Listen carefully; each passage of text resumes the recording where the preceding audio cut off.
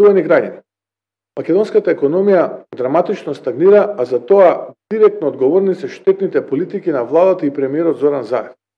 Наспроти розовата слика која сакаат да ја представат на јавноста, макроекономските показатели ја соголуваат и прикажуваат реалност, а граѓаните тоа најдобро го чувствуваат на своја кожа. Во државата речиси капитални инвестиции да нема. Затоа и нема раст. Нема раст во градежништвото, во индустријата и другите гранки кои се директно поврзани со растот на економијата. За само 2 месеци капиталните инвестиции изнесуваат 4% од предвиденото во буџетот, а во првиот месец изнесуваат поразителни 1%. Тие проекти што беа започнати од минатата влада речиси како по правило сите стагнираат, а нови да нема. Наспроти ова задолжувањата растат.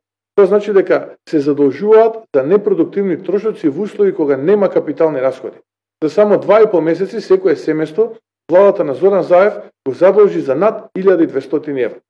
Се намалуваат и државните депозити.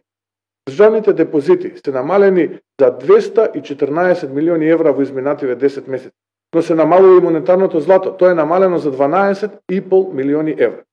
Наспроти нереалните фалби од владата, секој од вас, секое семејство во оваа држава треба да си го постави прашањето дали живеете подобро споредено со периодот од пред 10 месеци, дали имате повисоки плати, повисоки пензии, дали сте задоволни од услугите кои ги добивате од државата. Јас како човек, огромен дел од своето време го минува меѓу граѓаните.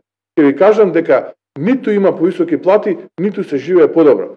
Владата покажа дека не уме, не знае и нема план. Затоа треба да се замине. Затоа што Македонија заслужува подобро. Доаѓа надеж, нова надеж за Република Македонија.